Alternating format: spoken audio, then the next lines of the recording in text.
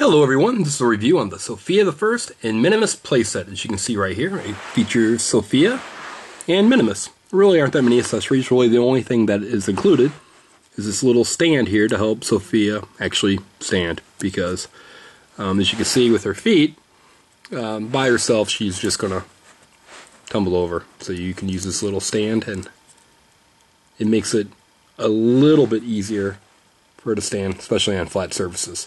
But we're going to look at the set and see how it interacts with the magical talking castle, and see if this is maybe something that would interest your son, daughter, or other friend. Okay, as you can see, Sofia does fit on Minimus, and his wings do flap. Now one thing you're going to notice too is that the hat here comes off and on relatively easily.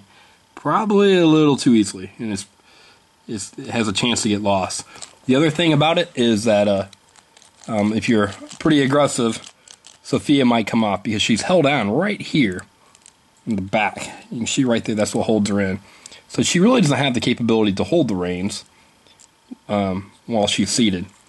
And so you have Minimus that flies, and that is pretty much how it works. Now let's see how the Minimus actually interacts with the musical castle, the magical talking castle, and then get a few final conclusions.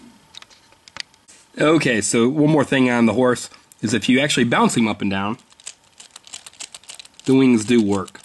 So keep that in mind too. You don't actually have to physically move them, but they bounce and they can go too. Now let's see how it interacts with the magical castle, which is right here. Now you see the base plate, which is what causes Sofia to talk. So we'll look at the princess that comes with it, with the Sofia. To play with my friends. And you tap their feet onto it. I'm ready to play all day. Unfortunately, it doesn't always work real well, so you saw Sofia being tapped, but Clover's voice coming out. So now let's try Minimus.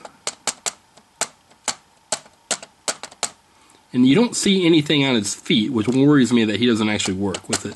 And as you can see, I tap him. No luck. Now we'll try just the Sofia that comes with it.